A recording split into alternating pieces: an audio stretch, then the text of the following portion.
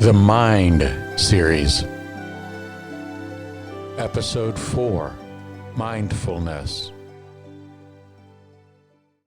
Hey, welcome back for another episode of the Mind Series. We are well into our episode, and quick review. Breathing is what allows us to shift our nervous system from fight or flight into rest or digest, which is the parasympathetic nervous system. So we talked about breathing. We did lots of breathing exercises. Then we did the body series, and we talked about how to stretch the tension, how to release the tension out of our bodies, how to let that stress go from our bodies.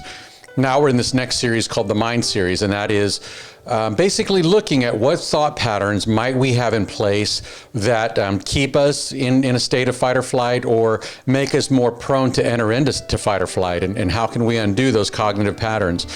So we talked about decatastrophizing, we talked about reframing. The last two series in the Mind Series are around mindfulness. So this week we're going to be talking about what I call cognitive mindfulness, and then next week we're going to be talking about sensory mindfulness. And I think these two strategies can be really, really helpful in keeping us from going down the rabbit trail of fight or flight and getting too locked into that system. So let's throw it over to the PowerPoint here. What is cognitive mindfulness? Well, let's talk about mindfulness to begin with. Mindfulness is the state of being aware of our thoughts. The state of being aware of our thoughts. So the basic premise in mindfulness, and what I call cognitive mindfulness, is that I am not my thoughts. What I'm thinking is not me. If it were me, I wouldn't even be aware of them. But in the same way that I am not my emotions, I can feel happiness, I can feel sadness, I can feel joy or frustration, but I'm not happiness. I feel them, but I'm not that. I'm separate from that, and I can observe it. The same thing is true with my thoughts. I am not my thoughts, and so I think of it this way: the thoughts in Eastern Zen Buddhism, they refer to it as the monkey mind, and that's just the racing narrative that we have in our mind. And it's like, imagine you're driving down the road, and somebody's just saying all along, you're going to have a wreck, you're a loser, we're going to run out of gas, the car's going to explode, and just kept. Eventually you'd pull over and say, you know what, leave the car, I don't want to deal with your voice, in this process anymore.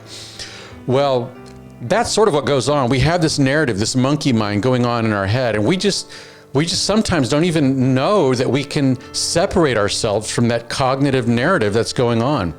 So mindfulness, cognitive mindfulness, in my estimation, is being aware of those thoughts. And so here's sort of the way I think of it is my thoughts are like on a highway, and their car is going in this direction, and my feelings, maybe you could say their car is going in this direction. And what happens when I'm not mindful is, let's say my thoughts are coming this way, and one thought is, today's going to be a horrible day. Today's going to be a horrible day. And this car's coming down. Well, I can jump into that thought, into today's going to be, and it'll take me down the road. And everything I do is driven by that thought that I have, that today's going to be a horrible, see, I didn't make that red light. It just confirms that I see that person looked at me funny. And so I'm not aware of the thought. I enter into the thought. I become the thought, and it carries me away. So again, through mindfulness, through being aware of the thought, let's say I wake up and I'm thinking today's going to be a horrible day. I'm aware of that thought, and I say, you know what? I see that thought coming down the road.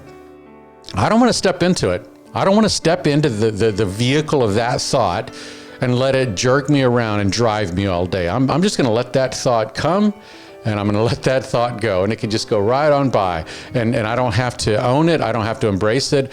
In the same way that I would pull a car over and ask a passenger to get out of the car if they were, just being incessantly negative. With that thought, I'm not going to own it. I'm just going to let it go. So that's what cognitive mindfulness is. And in my opinion, again, it's this idea that I'm going to be aware of my thoughts. I'm going to remember that I am not my thoughts. Thoughts are just a narrative that goes on up here, and I can observe them and say, yes, no, yes, no. So I want you to be thinking about the things in your life now that are bringing you stress. And just remember, when you start thinking negative thoughts, when you start having fear-based thoughts, we are not those thoughts, and we have the power to say, no, thank you. I don't want to enter into that thought and let me get carried away. Instead, I'm going to think about something different. What's the different thing? Well, I'll give you an example when we come back next week and talk about what I would call a sensory mindfulness. But for now, just know that we are not our thoughts, and because we are not our thoughts, we can distance ourselves from any thoughts and not be driven or ruled by them. So that's it. That's the episode. This episode of the Mind series. This idea that we can be mindful of our thoughts. I hope that helps you, and we will see you next week.